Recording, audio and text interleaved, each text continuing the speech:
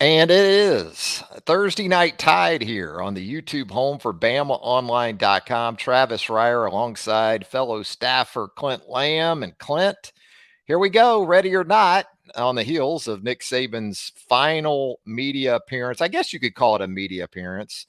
Although that radio call-in show, sometimes we get more stuff there than we get out of formal press conference settings or now we've got him on the Pat McAfee show, though. Nick Saban's everywhere, right? Yeah, I feel like he's a little bit more relaxed in these type of settings. I guess he's not as quick to scream at fans and stuff asking questions as compared to us.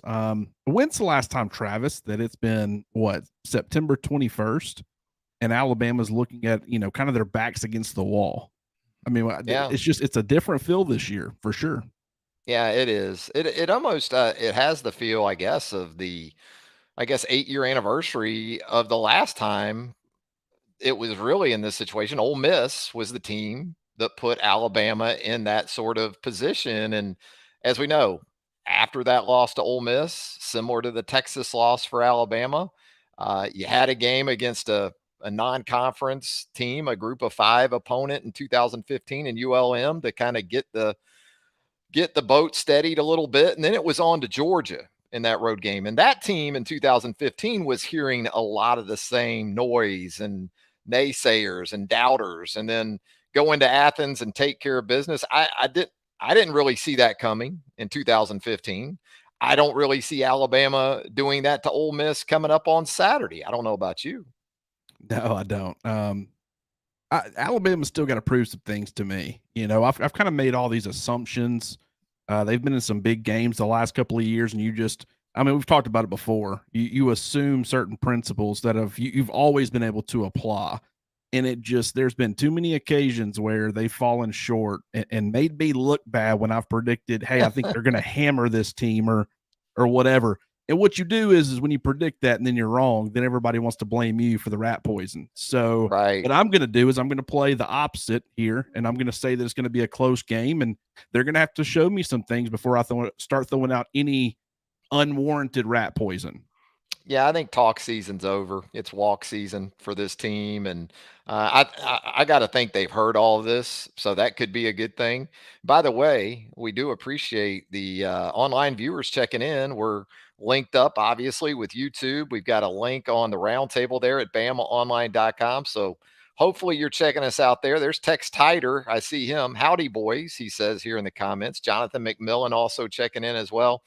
Thanks for tuning in, gang. And if you got any questions, any comments you would like to make throughout the next hour or so, we will certainly do our best to get to them. By the way, coming up at about 25 after, there's Codurin checking in now.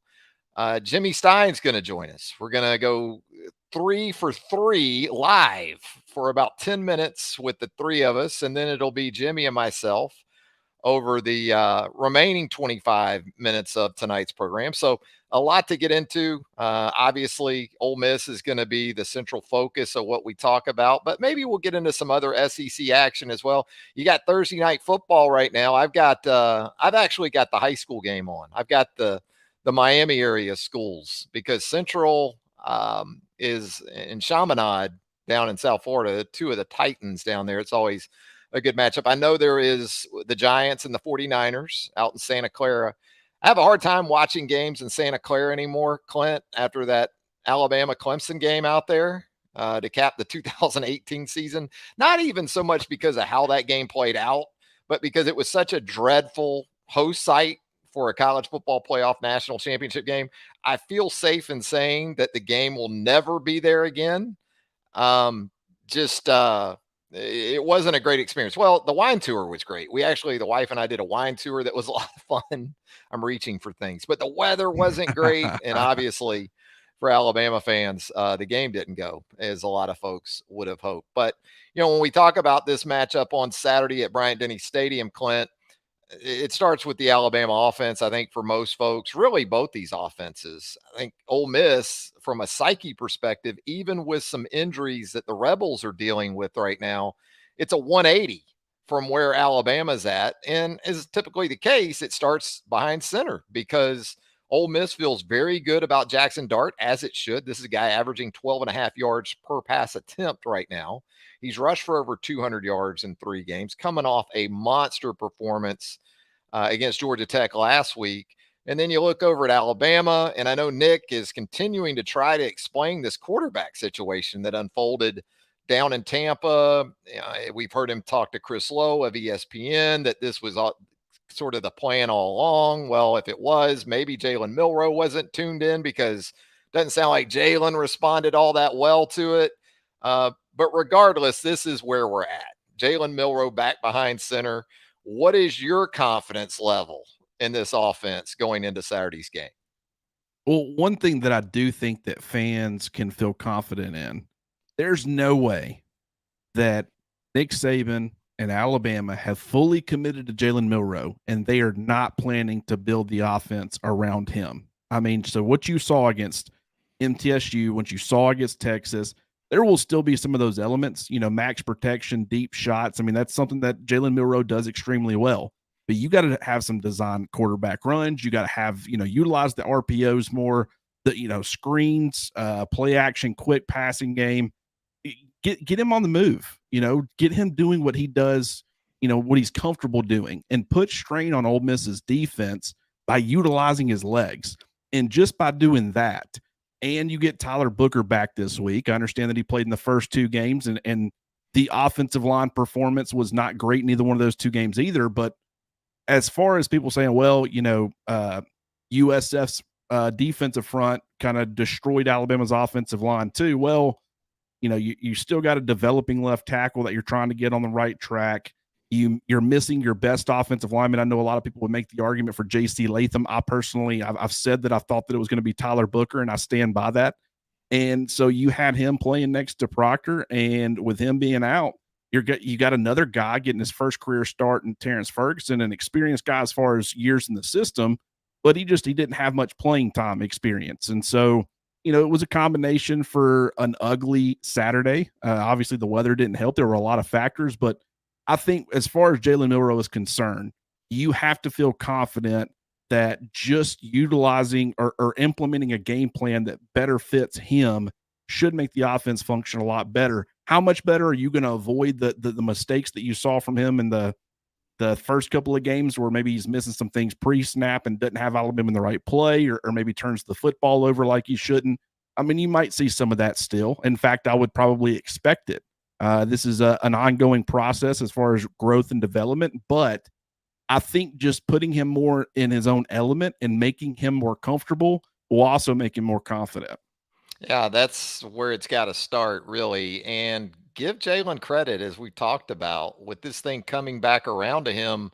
One thing you didn't see against USF was the explosive play capability, especially in the passing game. And if you go back even to the A-Day game, there were some throws that Jalen made in that scrimmage that went off of his receivers that were on them. The drops, as we recall, back in the spring game, a big issue for Alabama. Not so much through 3 games. Let's give those guys a lot of credit.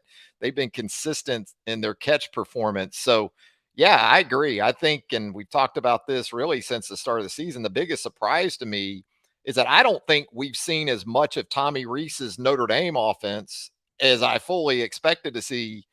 Really, maybe not from the outset, because I get it. Middle Tennessee, you're not going to roll it all out there. But man, going into Texas, I'm thinking at least 8 to 10 design runs for Jalen in that game, and there really weren't. He had a number of carries. He got into the double digits. Well, 5 of those were sacks. He was pressured a good bit. Some of that was of his own doing, I think, at times. I think once he got the early pressure, he started seeing some ghosts at times, holding on to the football. So as much as anything, again, the psyche of this offense, the psyche of Jalen Milroe sounds like he's in a good place. We'll see coming up Saturday afternoon at 2:30 Central at Bryant-Denny Stadium. So let's talk about some positives with this Alabama offense. I think I just touched on them with the wide receivers. Talk with Charlie Potter on True or False about this yesterday. I know you and Jimmy have had discussions about this offense extensively as well. Which one of these guys, if you had to pick one of these guys right now that you had to go to in a big spot, who would be your pick with that designation? At wide receiver? Yeah. Oh, there's so many. But right now, are you talking about this particular matchup or just on a week in, week out Just basis? Because one play, and Alabama's got to have it right now. mm, Who's the I guy that's going to get open? Who's the guy that's going to make the catch? Who's the guy that can also give you some explosive playability maybe after the catch? well, I think that probably when you're talking about that, I'm the problem with Isaiah Bond, that would have been my choice, and I think he's in for, potentially a pretty big game on Saturday. But he would have been my choice. But as far as the inconsistency with the hands a little bit, if you're wanting more reliability, I understand that Jermaine Burton's had some drops as well here and there. But I think from a reliable hand standpoint, I'd probably lean a little bit more towards Jermaine Burton. And he's playing great football. It was so interesting because in the offseason, well, first of all, starting in the Ole Miss game last year, I think he went 5 for 50 with a touchdown. Really started to come on strong in the Ole Miss game. That was on the road. It was a tough environment, and you end up squeaking out a win there. But then he kind of started to go on a roll a little bit, and he started getting more comfortable. And then when it hit the offseason, I mean, Nick Saban talked about in the spring he needed to be more consistent. You saw him working with a second team offense throughout the on A-Day. You saw him not working out with the receivers down in Tampa over the summer and with Jalen Milroe. And so you start thinking, I mean, this guy's kind of fallen out of favor. And instead, he's, I would say the argument is probably for either him or Isaiah Bond. From a target standpoint, is Bond. But I would say just, the explosive plays downfield, much better vertical threat than people give him credit for. And I think he's proved that by now. But also just being able to get open underneath and kind of becoming more of a leader in that wide receiver room. He's doing it the right way. He's taking the right approach. And so if I had to pick anybody right now, it would probably be Jermaine Burton. Yeah, reasonable selection. A guy who lost a couple of big grabs against Texas because of penalties. When you think about what he's done and what could still be on that resume, if not for those situations. You know what's amazing? Neither one of us, I think, our first thought included Ja'Cory Brooks. Think about that. 3 games into this season, and Ja'Cory Brooks isn't a top 2 or 3 guy that we're mentioning. That stuns me because I totally expected him to be my choice. I'm with you on Burton. I like Isaiah Bond a lot. I'll tell you why, because I think he started to, and I know you do this with the snap counts and the personnel groupings and all the great stuff you do in that. He's really started to shed that slot label.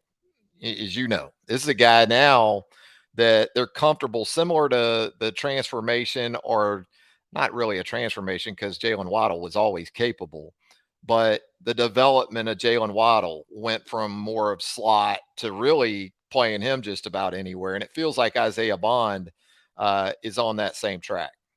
Yeah, really explosive guy. Can create yardage after the catch, has the vertical ability that you look for at the position.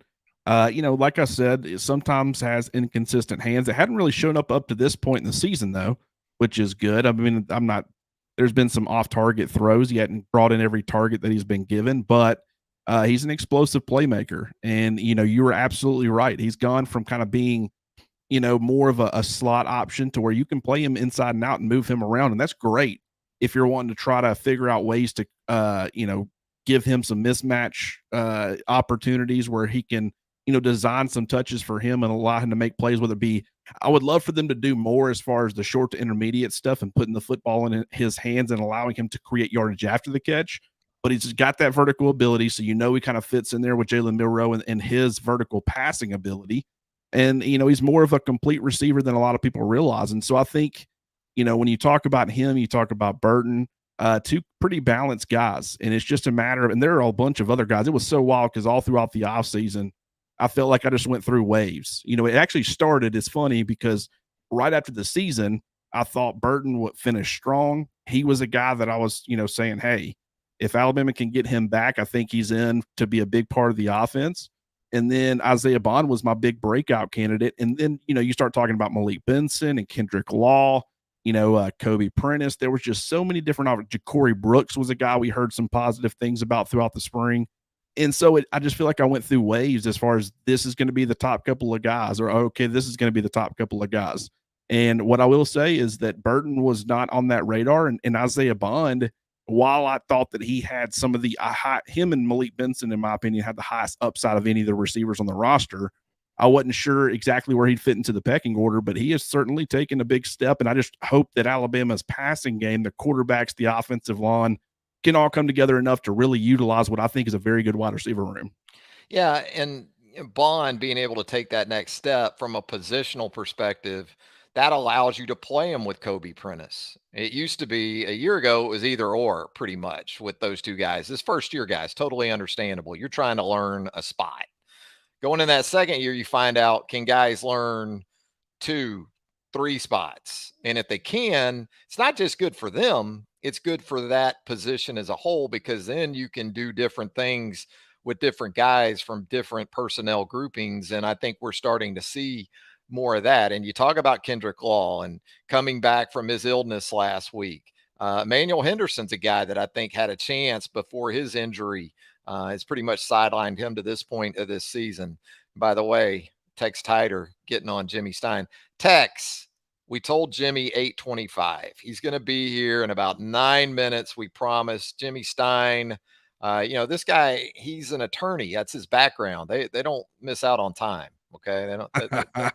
They get that right. Okay, or at least they try to. Bama Bob checking in as well. Thanks for joining us, Bama Bob, here on the program. Yeah, so we talk about these wide receivers though, Clint, and we know how the second half went down in Tampa. A lot of 12 personnel. Oh yeah, a lot of two tight ends on the field. That was with Ty Simpson in the offense. You like the explosive pass plays that Jalen gave you against Texas. They were overshadowed by the two big mistakes. I understand that. But a lot more 11 personnel, it felt like, with Jalen in there than we saw last week. So what do you think this week? Do you ride that horse from the second half in Tampa, even with Jalen back in there? Now, if you do go two tight ends more, Jalen as a runner in that offense is a pretty interesting thing to consider. But again, he had some success with explosive plays. Not all of it out of 11, but a good bit. And so, what are you anticipating from that perspective for this offense on Saturday? Well, I think you will see some 12 personnel, and the reason being is you have to establish the run. You have to have success, more success on early downs. Put yourself in favorable positions. If you're constantly getting behind the sticks, that is not the game plan or the game style that you want to play with this offensive line. You don't want to have straight drop back passes. You don't want to go empty. You don't want to go empty with this group right now. No, I will say reads. Going back and watching this offensive line, I don't know what the problem is. It's one of the most shocking things that I can ever remember seeing when it came to any Alabama team. And you hope that it's going to get worked out, and I do expect it to be much better in games 5, 6, 7 compared to weeks 1, 2, 3. But at the same time, just the starting point is nowhere close to where I thought it would be. I mean, it's been it's not just Proctor. I mean, there are some other guys that are getting blown up. Center, right guard. Saban seems more upset with the pocket getting pushed, because I think he anticipated with the guys they were bringing back, there aren't any true freshmen guard to guard, right? Absolutely not. Do you get the sense that has maybe surprised him more than the issues with the left tackle that's a true freshman?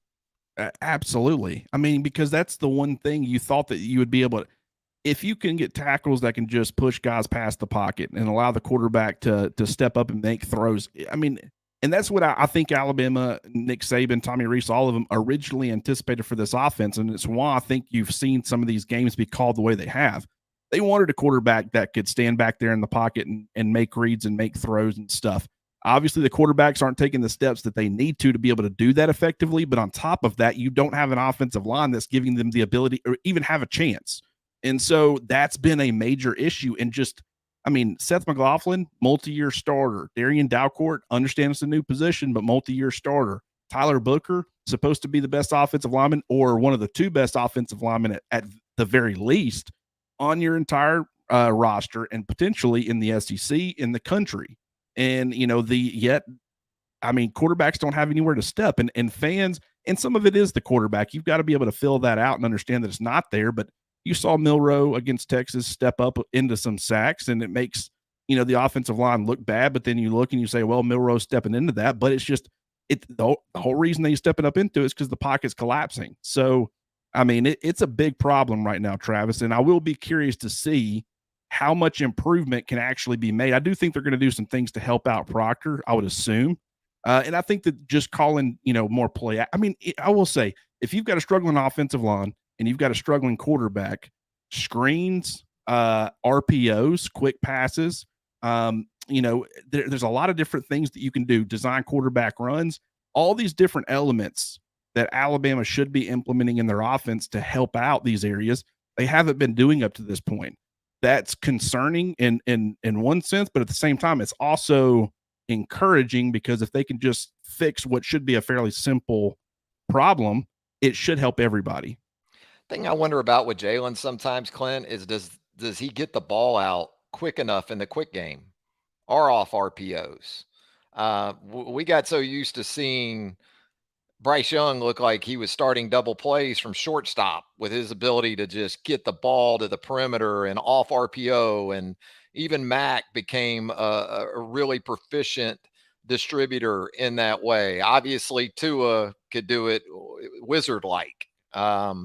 So we've kind of been like everything else. We've been spoiled in a lot of ways by quarterback play in general, which leads us back to the run game and more of what this team is going to have to be about. Things that we felt like were pretty much common knowledge even going into the season.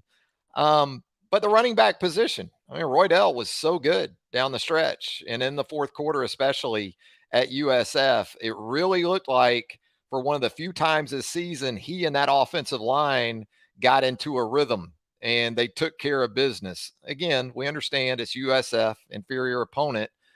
So, what's your expectation for that situation on Saturday? Jason McClellan. Jace was very important a year ago in Oxford with Jahmyr Gibbs out and what he was able to do there, especially in the second half of that game.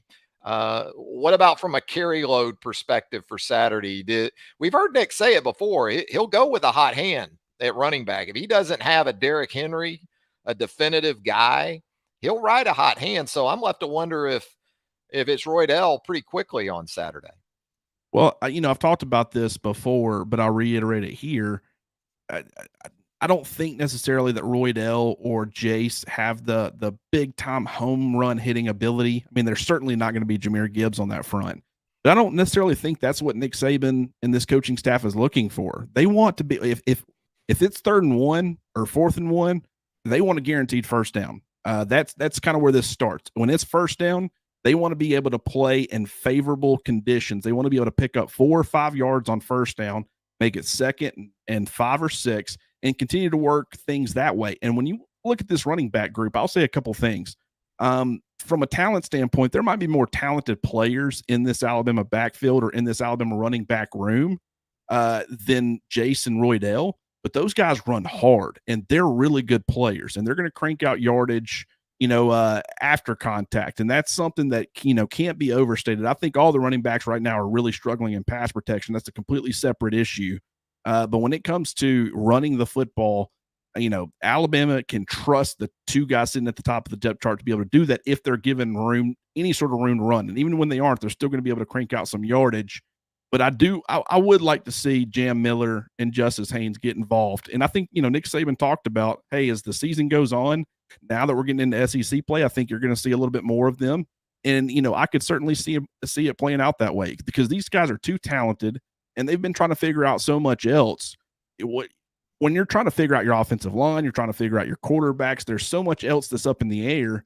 You might tend to just lean on the guys that are more experienced, that you know exactly what you're getting out of those 2 starting running backs. If you can start to figure out the offensive line and quarterback and they start getting more comfortable and confident, you could probably work in some more guys and see some success. And then you've got a stable of running backs that you can lean on. Yeah, usually you think about young backs, and one of the biggest concerns you have initially is pass pro. But I think Justice Haynes is advanced, extremely advanced in that regard, even going back again to the 8A game. I thought of the backs we saw in that scrimmage, he was top 2 at least, if not the best pass protector of the group. So I don't worry about that with Justice Haynes. If we do see more of him, did a nice job on that punt return team in Tampa and helping to sniff out that USF fake, but could be that there's more on the way for Justice Haynes in the not too distant future. Again, though, Roydell, it just felt like this approach was going to fit him well of these backs. More of a one cut, get downhill, more direct runs. And he showed that in the second half at USF. Speaking of Jimmy Stein, by the way, let's bring Jimmy up. Hey, There he is. Jimmy, hey. they've been Tex Tider was he was giving you a little grief on here. He said, "Well, you're fashionably late, and you are fashionable, so that Well, absolutely makes sense." first time I've been called that. And I appreciate that. I always knew you were a LA Lakers fan. There he is, Tex Tider. He's welcoming you here. Yeah, he's glad to see I you. appreciate it. I've Yeah, enjoyed the conversation, guys. well, we're glad to have you on this debut edition of Thursday Night Tide.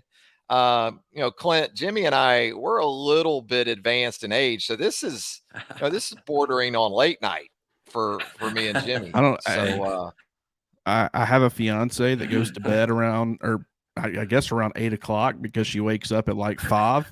And so I've kind of gotten more on that schedule. And I'm not going to lie, fellas. I used to be a late night guy. I loved working into the 1 and 2 o'clock hours, sleeping in a little bit. I never could sleep past, about 7, maybe 7:30. But since I've been getting on this 8 o'clock schedule, I feel good. I feel 10 years younger. yeah, it does help to sleep. I wish I could get more in tune with Yeah. that concept. It seems like the older I've gotten, and especially as we accumulated children, amazingly, sleep became more and more of an elusive sort of exercise. But boy, I'll tell you what, the Jimmy fan club has shown up. I mean, Kenny, always good to see I'm the Jimmy. president, There's by the Chad. way. Yeah, I mean, guys, do you take Venmo? I mean, I do. Jimmy does, but I know I do. your fans have shown up in force, Jimmy. It's good to see those folks. Hey, So thanks, Mom. yeah, exactly. Jimmy, we were talking earlier more about the Alabama offense. So just wanted to get your thoughts. I know you've talked about it with Clint throughout the week, but the mind space of this Alabama offense going into Saturday and how you typically would look at Ole Miss, especially defensively, and say, well, this is a get right opportunity. But lo and behold, Pete Golding's got that group playing pretty well. Not going to say that they've kind of seen Joe Montana's 49ers or Dan Marino's Dolphins or Tom Brady's Patriots in the first 3 games, but improved, I think we could agree nonetheless. So for the Alabama offense, where does it start for you on Saturday? I think this is game one to me. I know that's not that's not really chronologically correct, but this feels like game one to me. They started out with the idea that Jalen Milroe won the job in the spring and the fall in practice, and but he had only won the Middle Tennessee starting job, and then in the Middle Tennessee game, he won the Texas starting job. Now it feels like Jalen Milroe has won the job, period. And in my mind, this is week one in terms of, hey, let's build it around Jalen. He's going to be the guy. I think it's on Coach Reese and Nick Saban to some extent to start building it around the guy they know is going to be the guy. I don't think we knew that until now, or we didn't know it for sure until now. So really, in terms of attacking Ole Miss this weekend, in terms of attacking the rest of the schedule, to me, this is about what are we going to do to make Jalen Milroe as successful as he can be, and what are we going to do to minimize maybe things he doesn't do too well. I'm not sure that's what the focus was in week one. And but I do feel like that's the focus now going forward. And I do think for all the preparation that Pete Golding and the defense has done at Ole Miss, I think they might see a slightly different, not a radically different, but a slightly different looking Alabama offense that will be to Alabama's advantage on Saturday. Yeah, it could be. Let me ask you this. When you look at this game, this should be another one of those roster games, right? I mean, you look at the rosters, and I know Lane has had some fun with it this week and talking and pointing out all the Alabama 5 stars, and then looking at Ole Miss with, I guess, one on the entire roster. But boy, Lane has been very active in the transfer portal, which sort of Right. leads you back to, um, do you get the sense that maybe, and Alabama's been active, but not to the extent of 7 or 8 critical pieces on the offensive side of the ball like Ole Miss has for Saturday's game. Is this more of an approach that you guys, and Clint, I'll start with you, see Nick Saban moving towards? I know it's tough because when you're recruiting at such a high level and you're continuing to harvest 5 stars, you shouldn't have the need, but player development is more and more difficult to execute with players not giving you 3 years like they once used to or really had to. Used to be you had to give a program 3 years because you needed 3 years to graduate to move on as a grad transfer. Now with the one-time rule, you can go after 60 days or something. So what about it, Clint? We'll start with you. Lane and the transfer portal, he sort of does it, I think, by necessity. How do you think that approach will continue to evolve maybe for Nick Saban in Alabama? I do think that some teams are still trying to fill, programs are still trying to fill out the transfer portal. It's a new avenue of, adding talent to the roster. And I do think that, Lane Kiffin has done a really good job of adding the right pieces there at Ole Miss. I mean, they're about to have their tight end back, or at least we think they're going to get their tight end back. Trey Harris has been a big time explosive receiver. I mean, I think that he's only played in 1.5 games, 2 games maybe, and he's got like 5 touchdowns. I mean, he's what is it like? I want to say like 8 or 9 catches and 5 scores. I mean, that's some Henry Ruggs 2017 level touchdown to catch ratio there. But it's not just those guys. I mean, you got Zachary Franklin, who we still haven't seen yet, the transfer from UTEP. I'll be curious to see if he's able to play this weekend. And that's kind of the wild part about this Ole Miss offense is the fact that you've seen it be super explosive. You've seen that there are options within this offense, but there are 3 different guys who either haven't played every game or haven't even been seen in an Ole Miss uniform yet.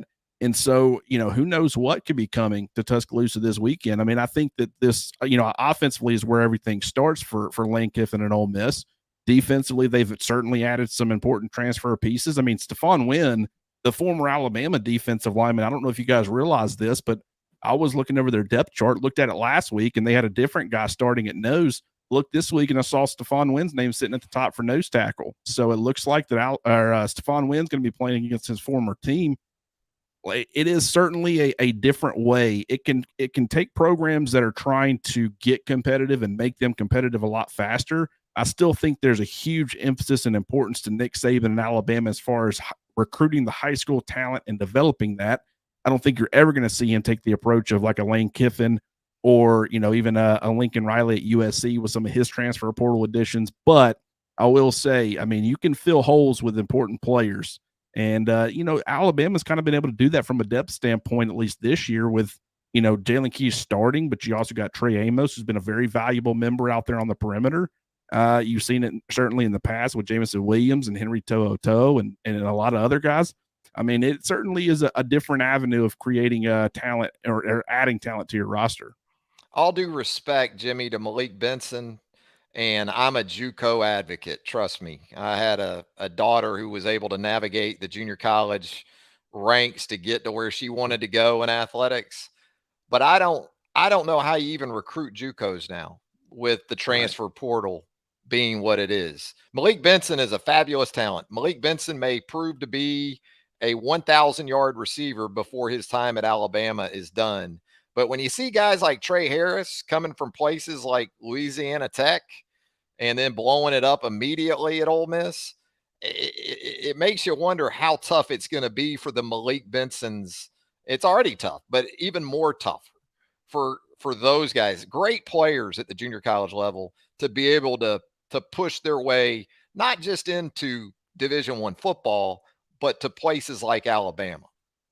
Well, the evaluation's easier, right? When you're watching other college football games against four-year college football talent. When you're watching SEC players play other SEC players, the evaluation is just so much easier than it is watching a JUCO guy or even watching a high school guy. And, I'll compliment Lane Kiffin here before I take a shot at him. I'll do both.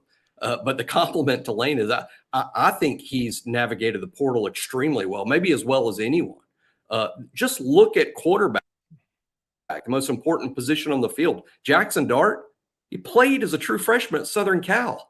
Now he's a starting quarterback at Ole Miss and really good. I don't think we talk about him enough. Jackson Dart's fantastic. And then his backup quarterback, Spencer Sanders, a quality starting quarterback in the Big 12 for like the past decade. I don't know how long he had been at Oklahoma State, but it had been a while. And now he's number 2. Their number 3 quarterback at Ole Miss is a guy more typical of Ole Miss's starting quarterback, right? Walker Howard. What Lane's done with the portal he's definitely got the Ole Miss name. Walker Howard is as Ole Miss as a name gets, right? Good point. Walker Howard the fourth.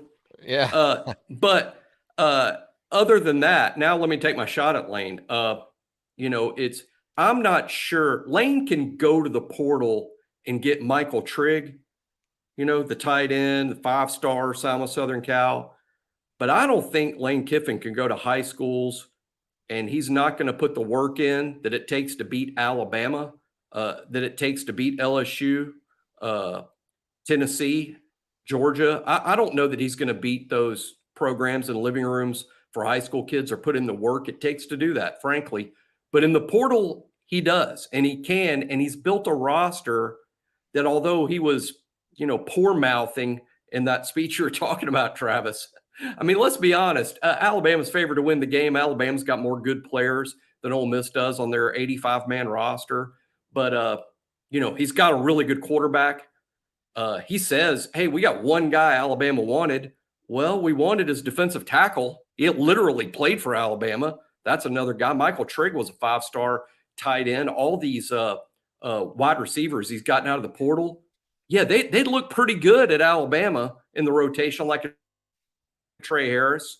I think Lane has made up for in the portal what he is either unable or just doesn't do in the high schools. But their roster's just fine. That's why Ole Miss is in the top 25 and less than a touchdown favorite at Bryant-Denny. How many SEC schools in the past decade have been less than a touchdown favorite in Bryant-Denny? Clint, we're going to let you get out of here. Before we do, though, like the rest of us in the picks that you posted at BamaOnLine.com on Thursday, you like the Crimson Tide to win the game. You kind of alluded to it at the top of the program, though. Maybe not the confidence that you had a couple weeks ago. Definitely not. Still need to see some stuff from them. I mean, in some ways, Ole Miss has some similarities to like a Texas, just because they have a wide variety of playmakers on offense. Once they get everybody healthy, which could be this weekend, they do some things differently. They're going to live in 11 personnel, or at least they have up to this point. Like 94% of their snaps have been out of 11 personnel. They're not going to do as much pre-snap motion. They're not going to do the screens. They more so live off of play action and vertical shots, with Jackson Dart. So if you're Alabama, you've got to be able to limit their vertical or explosive downfield plays. And I guess that includes the run as well. Also need to try to make sure that they're one-dimensional. Quinshon Judkins is a heck of a running back, but he's also not been overly effective this year. I don't think he's 100% right now, but he's been averaging 3.3 yards per carry. So I will say there's going to be a lot that Alabama has to deal with. Those perimeter corners, Kool-Aid and Tyrion Arnold, they're both playing good football. They're both going to be highly drafted NFL talents. But Alabama's going to need them to come up big, because not only does Lane Kiffin like to take those vertical shots, he certainly prefers to target perimeter receivers versus slots and tight ends and things like that. So if Trey Harris is healthy, I think he's going to be a guy that they're going to try to get the football to. And those perimeter corners is not just keeping them from catching it, it's also avoiding the pass interferences downfield. So I like Alabama to win, but it's going to be close. But boys, I appreciate y'all having me on. This has been fun. Looking forward to some more of these. And Jimmy, don't say nothing bad about me when I get off here. It would Clint, we appreciate it, my man. Have a great rest of your evening. Absolutely, fellas. Good talking to you guys. There he goes, Clint Lamb checking in with us on the debut edition of Thursday Night Tide. And then there were two, Jimmy Stein, yourself and me. Let's talk about Clint Lamb talked about it there as he was going out. And it took us like 38, 39 minutes to get around to Quinshon Judkins, which a year ago it would have taken us about 3 minutes, because what a freshman season for an Alabama in-state guy. 135 yards against Alabama in the game in Oxford last year. Clint talked about it. Sounded like he got some ribs, maybe beat up down in Tulane a couple of weeks ago. Hasn't been quite the same, but as you said, Jackson Dart has been a real revelation in year two, when a lot of people thought Spencer Sanders would waltz in there from Oklahoma State and take over that job. You know, I thought even last year Jackson Dart had shown us some toughness, even in the game against Alabama that Ole Miss came up a little bit short. He was a big reason why, for me anyway, along with Judkins, that they were able to stay in that game. Really, some people would tell you should have won that game. They got briced, I think, in some ways. Jace was big in the second half too. So where do you start with this offense? We heard Clint talk about it as far as defending Ole Miss, because Jackson Dart, he can do it both with his arm and his legs, but there's no mistaking it either. Whether it's Judkins or a guy like Ulysses Bentley, who we saw from Ole Miss last week, Lane wants to get those backs going too. Yeah, he runs the ball. I think they led the SEC in rushing a year ago, which is not something that you immediately attribute to Lane Kiffin. But, Lane won an Alabama running back a Heisman Trophy, and then he goes to Ole Miss, and he's got a freshman running back that leads the league in rushing, and his team leads the league in rushing. So Lane runs the ball. He's very creative. And what concerns me the most about Jackson Dart, Travis, is it's not just Jackson, it's Lane. I think when Lane has a really good quarterback, Lane is scary.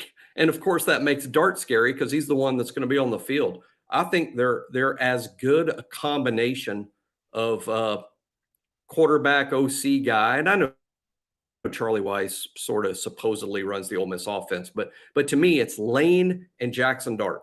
They make Ole Miss scary. They don't need anything else. And they do have other toys like Judkins when he's healthy, and a pretty good wide receiver core with Trey Harris when he's healthy, and Watkins is a good player, and Wade's a good player. They've actually got good depth at tight end. It's a scary offense, but it starts with Lane. Look, I could do a whole 2-hour show on what I love and do not love about Lane Kiffin, but I do have a tremendous amount of respect for him as a play caller and as an offensive designer. And I think he might work less than the other coaches in this league, but he doesn't need the time that the other coaches in the league need. He can show up on Saturday morning with guys he feels good about, and he can just take out his pencil and a piece of paper and beat you. He's very, very good. I don't know that anybody in this league is as good as he is at that. And Jackson Dart is that joystick. He's got on the other end of the joystick. Jackson Dart does just as he wants, and a talented kid. Quinn Ewers has been a problem for Alabama the last 2 years. In my mind, they're not too different. I think Jackson Dart might even be a more athletic Quinn Ewers because he's got the legs too. And I think this kid's a good passer, Travis. I think Jackson Dart's going to get a real good shot in the NFL. Yeah, SC doesn't sign many triple option quarterbacks, right? And that was Jackson Dart's initial stop in college football.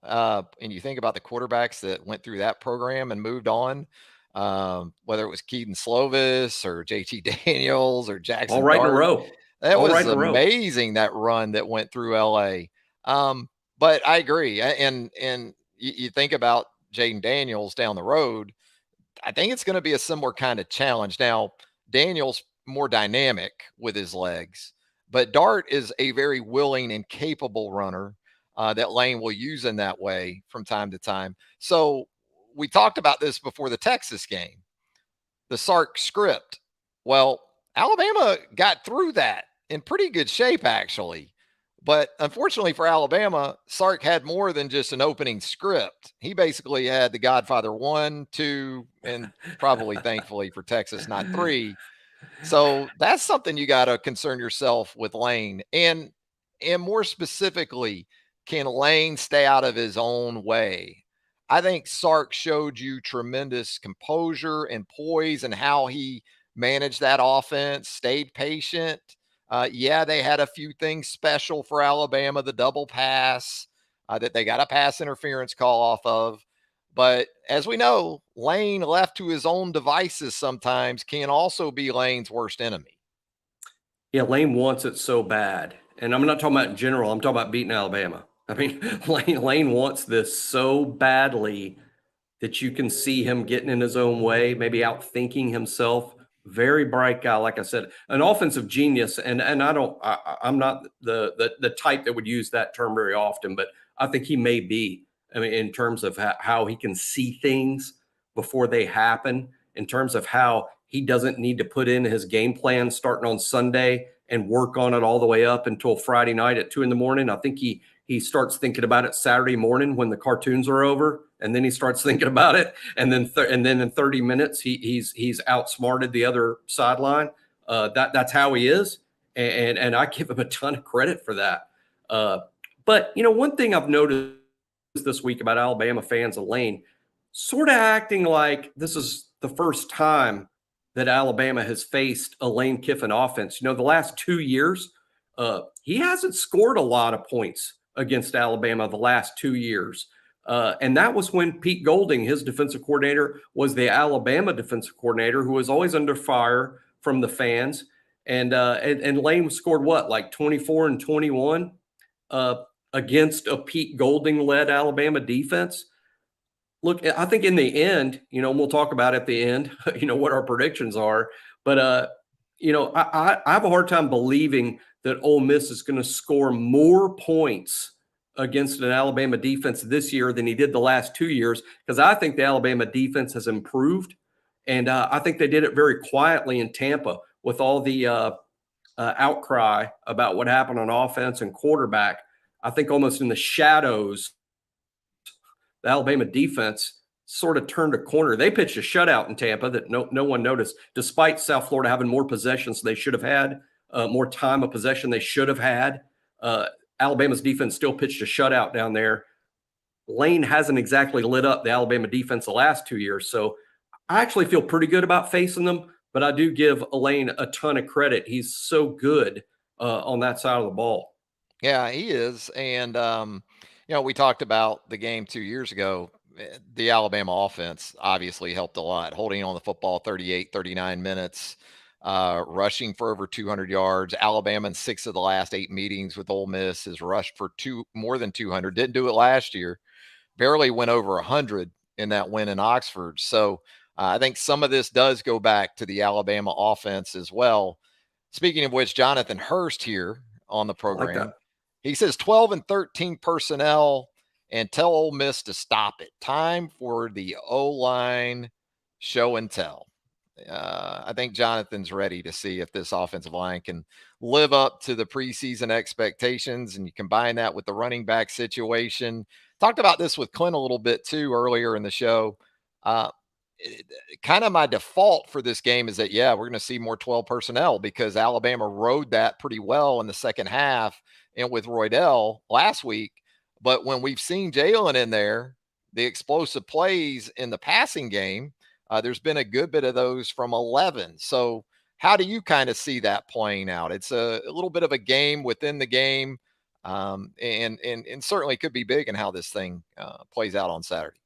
Well, it's mix and match, right? I mean, it's both. I mean, Alabama's never going to do it one way. And I think particularly with Jalen Milroe, I like 12 personnel with Jalen, but I fully agree. Travis, you're going to have to go 11. I like, empty with Jalen. I like spreading it out because it gives Jalen Milroe more room to run. I like all the sorts of things you can do with the pass game that make it easier for Jalen to impact the game with his legs. I like all that. And And again, I like Jonathan's comment about 12 and 13, basically just meaning, hey, we're just going to line it up and beat you up. We're just going to beat you up with our size and with extra tight ends, because the tight end group is pretty good at Alabama.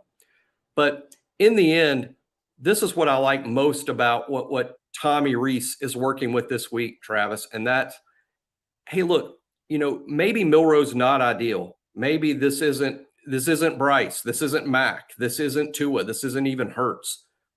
But, I think if you asked most young offensive coordinators in the country, hey, we're going to give you a quarterback that's got 2 building blocks.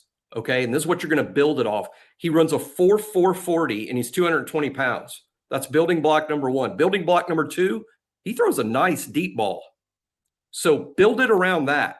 I think most offensive coordinators in the country get excited about that. I don't think it's anything Alabama needs to be worried about that it's not good enough. I think that most offensive coordinators would get excited about the fact they could try to build something around what he does really well.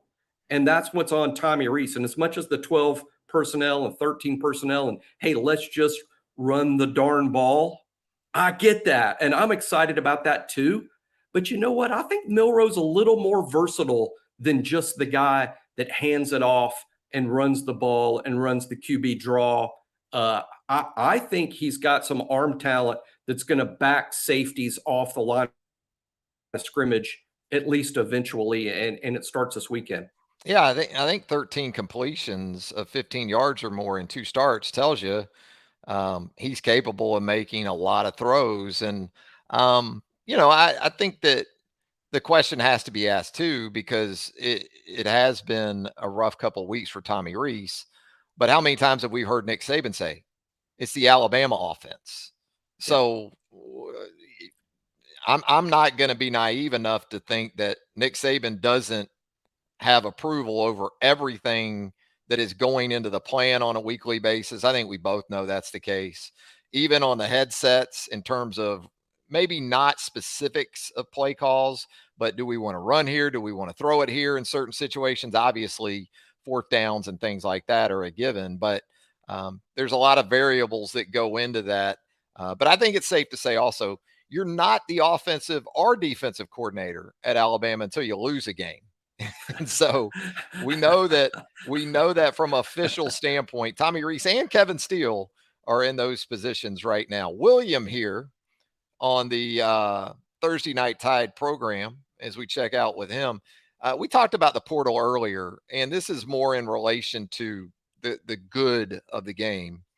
And he asked, William does, do y'all think the transfer portal has kind of damaged college football in general? I think it's your perspective. If you're more into the pageantry and the traditional perspective of what the game has meant to fans for so many generations now, I could certainly see that being the case. That being said, I think it comes down to whether or not you're benefiting or you're being damaged by it. And before all this, the narrative was that the rich are only going to get richer. And then I see Nick Saban this week answer a question about it, that it's actually brought more parity to the game than previously imagined. Is that where that's kind of the way I see it? Because again, I'm looking at an Ole Miss team coming into Tuscaloosa on Saturday. If it was just on recruiting still like it was for years, I don't see Ole Miss having a shot in a game like this. But because of what Ole Miss has been able to do in the transfer portal, it has certainly more than a puncher's chance. Yeah, it's vast, right? I mean, there's so many issues. There's so much good and so much bad. I think in general, if you want to look at the high profile cases, I mean, look at Sam Hartman at Notre Dame. I think he's helped himself in the draft. I think he's now a Notre Dame and a Wake Forest legend. I think you can look at individual JMO, wasn't getting much of a chance, and Chris Olave and Marvin Harrison world up there. And now he comes to Alabama, helped himself. Henry To'oTo'o, did he help himself? I don't know. He might even been a higher draft pick out of Tennessee because he would have been such a bigger star of the show up there. But playing with better players. I mean, you can look at each individual player that's gone through the portal and argue about, hey, this guy helped himself. This guy helped himself. I think in the larger, the larger, 30,000 foot eye, my concern, and boy, I'll sound like an angry old man shaking his fist at the clouds here, but you know, Travis, when you and I were, going to school, back in the dinosaur age, we would talk about things like graduation rates. There's a term I've not heard in a decade, but back in the 80s and 90s, we heard about that term all the time. I'm wondering how it is this helping kids graduate when they change schools 3 times? Uh, and again, we're going to focus on Sam Hartman and Jamison Williams and Jackson Dart. But for every one of those, there's 20 kids that none of us, not even me and you, we're college football obsessed nuts. For every Sam Hartman, there's 25 kids we've never heard of, me and you. And are they being helped by switching schools 3 times? Are they graduating? Because they're not going to play in the NFL. And, you look at roster management, a term I'm starting to use on the board all the time, Travis, because I want people getting used to this, because I think it's a reality at Alabama. I call it 30 in, 30 out. Basically, you're at 85 every year. You're not capped at how many you can bring in 1 year. Right now, roster management at Alabama is 30 new players in, 30 out. That's more than a third of your roster every single season. I just wonder, all these kids going out, are they graduating? Because most of the kids that go out of Alabama that aren't headed to the NFL and are headed to other schools, they're not going to play in the NFL. And so I just, as an old man, go, is this helping all these kids? I know it's helping Sam Hartman. I know it's helping Jamison Williams. It's probably helping Jackson Dart. But I just worry about all the kids that me and you can't name. And in that same sort of stance, with the player in mind, the student athlete in mind, as we like to call the young people, it's more so with the young folks who go in the portal and don't land anywhere. I mean, it's one thing to go in the portal from Alabama and then maybe like Stephon Wynn, who we talked about earlier, goes from Alabama, goes to Nebraska, now's at Ole Miss. At least he was able to make those jumps. At least he landed every time he made a move. There are 1,000+ kids now, at least every year, who go into the portal from FBS programs and they don't land. They don't land anywhere. So they no longer have an education paid for. And I see this here with Stacey Blackwood and his comment, unintended consequences. That's probably my biggest issue with the transfer portal, even more than the player movement, because as long as you're winning games, the fan base is going to show up. Look at Florida after the win over Tennessee. Going into that Tennessee game, that fan base was, about to collapse. Whip Tennessee. Now you're selling out a game against, what is it, Charlotte, I guess, Saturday that Florida's playing. Sold out for Charlotte, when 2 weeks ago you were wondering if you were going to sell out Tennessee. So it all goes back to W's, I think, more often than not. As we wrap things up here on the initial edition of Thursday Night Tide, we talked about predictions for this Ole Miss game. We got Clint's thoughts on that as he moved his way along this evening. What do you think? How does this thing play out Saturday afternoon, Jimmy? Yeah, I got Alabama 24-21. I think defensively, there's a good team. I think holding Ole Miss to 21 defensively is really good. This is a good Ole Miss offense, no doubt. They can run it, they can throw it. Jackson Dart will be as good as any quarterback Alabama will face during this regular season. I really believe that. Him and Quinn Ewers, Jaden Daniels, all different. But I would kind of rate them all the same in terms of how good they are. I think holding them to 21 would be a big win for this Alabama defense. And then it's on Jalen Milroe in the offense. Can you find mid-20s? Can you find high 20s? If this gets into a track meet, I don't know that this Alabama offense is ready to win a track meet, but I think they can score in the mid-20s or the high 20s and beat this Ole Miss team behind the big play. Won't be the long drives, but it'll be the big play. Milroe through the air, Milroe with his legs, maybe Jason Roydell with the legs. But I like Alabama winning 24-21, and I'm actually a little more optimistic than that score sounds. Yeah, I went 27-20 Alabama simply because I sort of have the same feeling going into this game that I had going into the Alabama-Texas game when I picked Alabama 27-20. And it's easy to understand why you would feel that way. Again, based mostly on skill positions and skill personnel for Ole Miss, but I think one of the biggest differences is that Texas's front seven is legit, like high level, borderline elite legit. I don't see Ole Miss being in that same neighborhood really. So to borrow from Dabo Swinney, bring your own guts Saturday afternoon. How about that? Dialing up a little Dabo. He's got a big one with Florida State coming up on Saturday. But the lines of scrimmage for Alabama. I mean, put up or shut up time, isn't it? I mean, for these front seven and the offensive line, those are areas where Ole Miss hasn't been able to make up ground via the transfer portal.